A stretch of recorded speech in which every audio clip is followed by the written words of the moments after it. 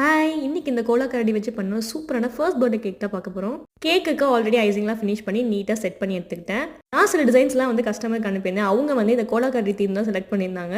இதுவரைக்கும் இந்த மாதிரி நான் ட்ரை பண்ணது கிடையாது. ஃபர்ஸ்ட் டைம் வந்து இந்த கரடி வச்சு ஒரு ஃபர்ஸ்ட் பர்த்டே கேக் பண்ணியிருக்கேன். கூகுளில் போய் கோலா கரடின்னு கொடுத்தாலே அது மரத்து தொங்கிட்டு இருக்க மாதிரி தான் எல்லா பிக்சர்ஸுமே வருது. ஸோ அதே மாதிரியே செஞ்சிருவோம்னு சொல்லிட்டு மரம்லாம் ரெடி பண்ணி நீட்டாக வந்து அந்த லீஃப்லாம் வந்து செட் பண்ணிட்டேன்.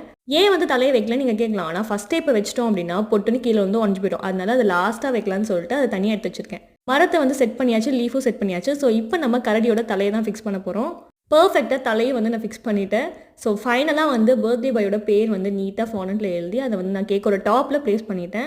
ஃபர்ஸ்ட் பர்த்டேக்கு டாப்பர் வைக்கலாம் தான் நினச்சேன். பட் கேக்கில் 1 அப்படின்னு சொல்லிட்டு ஒரு பெரிய க்ரீன் கலரில் வச்சுருந்தாங்க. ஸோ அதே மாதிரி நானும் கட் பண்ணி நீட்டாக டாப்பில் வந்து ப்ளேஸ் பண்ணிட்டேன். ஃபைனலாக ஹாப்பி பர்த்டே டாப்பரையும் ஆட் பண்ணிட்டு இந்த கோலா கரடி கேக்கை ஃபினிஷ் பண்ணியாச்சு. இந்த கோலா கரடி யாருக்கெல்லாம் பிடிச்சிருக்குன்னு சொல்லி மறக்காமல் கமெண்ட் பண்ணுங்கள். டிசைன் பிடிச்சிருந்தா சேனலை எப்படியே சப்ஸ்கிரைப் பண்ணிக்கோங்க. பாய்.